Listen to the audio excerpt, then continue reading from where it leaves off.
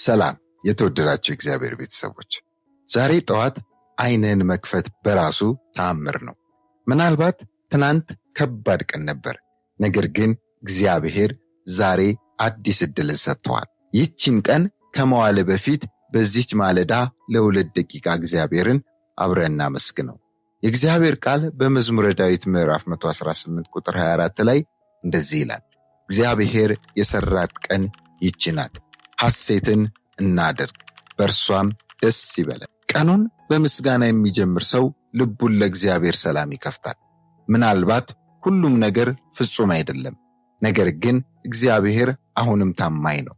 ዛሬ ከየትኛውም ከገጠመን ችግርና ፈተና ይልቅ እጅግ የበዛ የእግዚአብሔር ቸርነትና መልካምነት በሕይወታችን ስለበዛ እግዚአብሔርን በብዙ እናመሰግነዋለን። መጽሐፍ ቅዱስ በሰቆቃው ኤርምያስ ምዕራፍ 3 ቁጥር 23 ላይ እንደዚህ ይላል፣ ማለዳ ማለዳ አዲስ ነው፣ ታማኝነትህ ብዙ ነው። እንጸልይ። አምላካችንና አባታችን እግዚአብሔር ሆይ፣ ስለዚህ አዲስ ቀን ከልባችን እናመሰግንሃለን።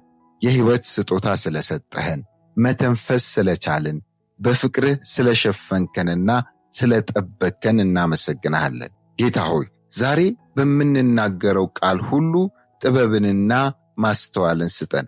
በምናደርገው ሥራ ሁሉ አንተ ክበር።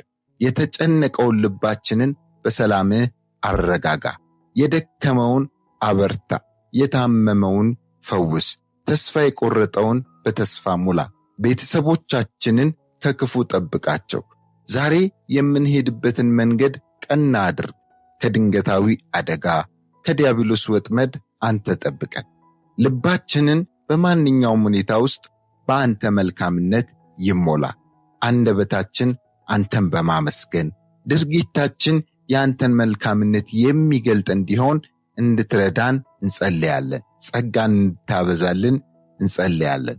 በሁሉ አንተና አንተ ብቻ ክበር። በጌታ በኢየሱስ ክርስቶስ ስም ጸለይን፣ አሜን። ዛሬ ቀንህ በሰላም በጸጋና በእግዚአብሔር ፍቅር ይሞላ። በዚህ አጭር ጸሎት ከተጠቀማችሁ ለሌሎች እንዲደርስ ላይክ፣ ሼር እናድርግ። በየቀኑም እንዲህ አይነት አጭር ጸሎት እንዲደርሳችሁ ይህንን ቻናል ሰብስክራይብ በማድረግ አብረን እንጸልይ። እግዚአብሔር ይባርካችሁ።